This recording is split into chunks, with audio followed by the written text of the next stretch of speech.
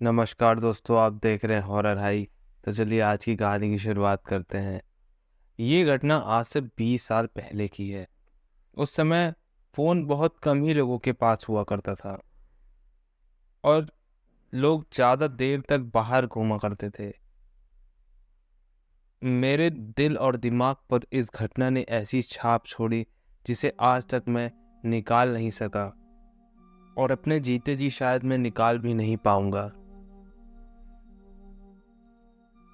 मैं अपने गांव अपने परिवार से लगभग 3 सालों बाद मिलने जा रहा था। तो इस बात से मैं इतना ज़्यादा खुश था कि खुशी के मारे कोई भी काम मुझसे ठीक से हो ही नहीं पा रहा था। अपने घर वालों से मिलने की खुशी आप लोग तो जानते ही होंगे दोस्तों कि कितना अच्छा लगता है। मेरे गांव के घर में मेरे मम्मी पापा, चाचा चाची और दादा दादी रहते थे। गांव काफ़ी बड़ा था और शहर से काफ़ी ज़्यादा दूर था। मैं हॉस्टल में रहकर पढ़ाई करता हूँ। बात शाम के 4 बजे की है जब मुझे अपने गांव के लिए निकलना था।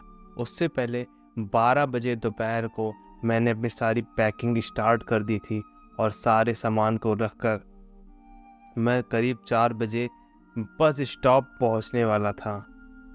मैंने अपनी सारी तैयारी कर ली थी और हॉस्टल से निकलकर मैंने घर पर फ़ोन भी कर दिया था कि मैं आज गांव आने वाला हूं।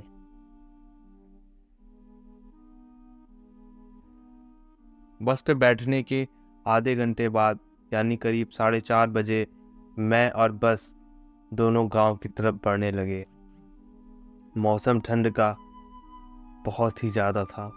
बस में मुसाफिरों की संख्या बहुत कम थी, नाम मात्र की थी।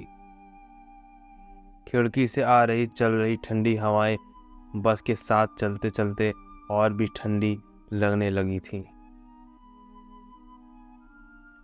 और बस चलने के बाद रास्ते पर साफ साफ दिख रहा था कि रास्ता बहुत ज़्यादा सुनसान हो गया है और 7 बजे का टाइम रात की 10 बजे का लगने लगा था। काफ़ी लंबा सफ़र तय करना था मुझे। मैं बस में बैठा रहा और एक एक करके सारे यात्री अपने अपने स्टॉप पर उतरते जा रहे थे। बस मेरे गांव का बस स्टॉप काफ़ी दूर था। बस काफ़ी रफ्तार से चल रही थी। अचानक बस वाले ने ब्रेक मार दी और बस रुक गई। मुझे समझ में नहीं आया कि ड्राइवर ने यहाँ पर बस क्यों रुकी, मगर जब मैंने कंडक्टर से पूछा बस क्यों रुके हो, तो कंडक्टर ने बोला अभी चेक करके बताते हैं बस क्यों नहीं आगे जा रही है। मैं कंडक्टर के ऊपर चिल्लाने लगा कि इतनी रात में तुम यहाँ बस कहाँ रोक दी हो, जल्दी चेक करके बताओ। कंडक्टर ने ड्राइवर से कहा। ड्राइवर गया, बस चेक किया और बोला कि बस इससे आगे नहीं जा पाएगी। मैं एकदम से चिंता में पड़ गया कि मैं आगे जाऊंगा तो जाऊंगा कैसे, और इतने रात का समय, इतने सन्नाटे रास्ते पे मैं कैसे जाऊंगा। सारे मुसाफिर उतर चुके थे और बस 2-3 लोग ही बचे थे, जिनमें से कुछ मुसाफिर रास्ते के उल्टी तरफ जाके किसी और जगह जा चुके थे। मैं अपने घर से 10 किलोमीटर दूर था। मैंने सोचा कि चलो मैं पैदल ही निकलता हूँ, हो सकता है कोई जान पहचान का मिल जाए। वक्त हो रहा था रात के 9:45 का। तभी मैं आगे बढ़ने लगा। अचानक किसी ने मेरे कंधे पर पीछे से हाथ रखा और बोला, भाई साहब आपको भी उसी तरफ जाना है? मैं भी उसी तरफ जा रहा हूँ। मैं भी पचरा सुल्तानपुर गांव ही जा रहा हूँ, जहाँ मैं जा रहा था। वो इंसान मेरे साथ ही चल रहा था। दूर दूर तक एक जानवर भी नहीं दिखाई पड़ रहा था।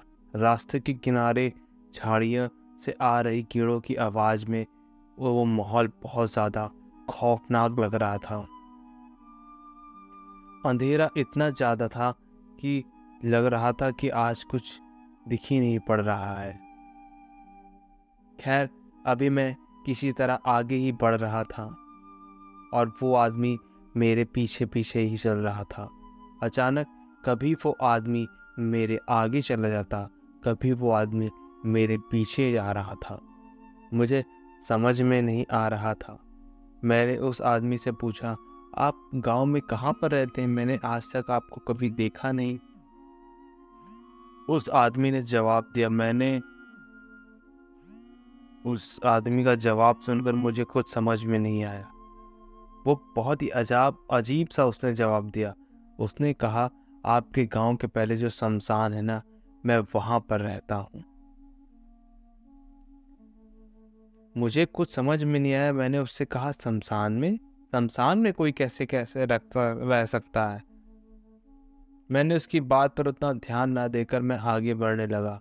आगे बढ़ते समय मैंने एक बात पर गौर किया कि वो आदमी कुछ अजीब ढंग से चल रहा था। उसके चलने की रफ्तार कभी धीमे हो जाए, कभी आगे हो जाए। वो बार बार आगे निकल रहा था, जैसे वो कितनी जल्दी वहां से भागने की तलाश में हो।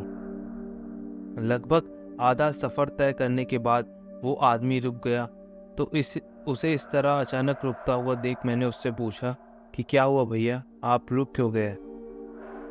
उस आदमी ने कहा, भाई साहब, अब आगे का सफर आपको अकेले ही तय करना है। इतना बोलते ही जब मैं रास्ते के किनारे देखा तो वहां पर एक शमशान था और वो आदमी चलकर उस शमशान के अंदर जाने लगा।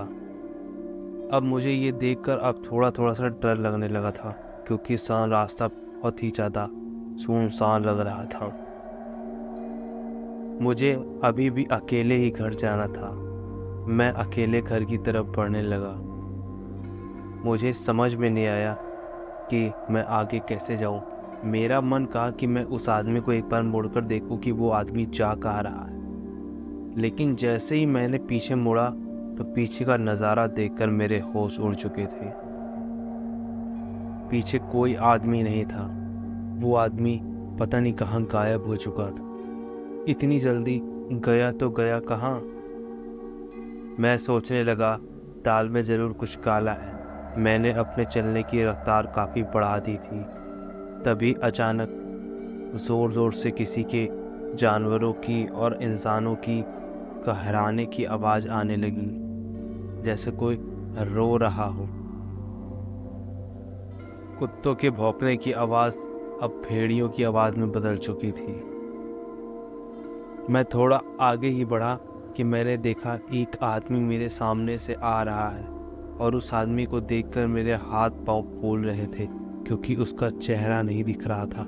रास्ते में बहुत ज़्यादा कोहरा था। जब वो आदमी मेरे पास आ गया तो मैंने देखा वो आदमी कोई और नहीं बल्कि मेरे चाचा थे।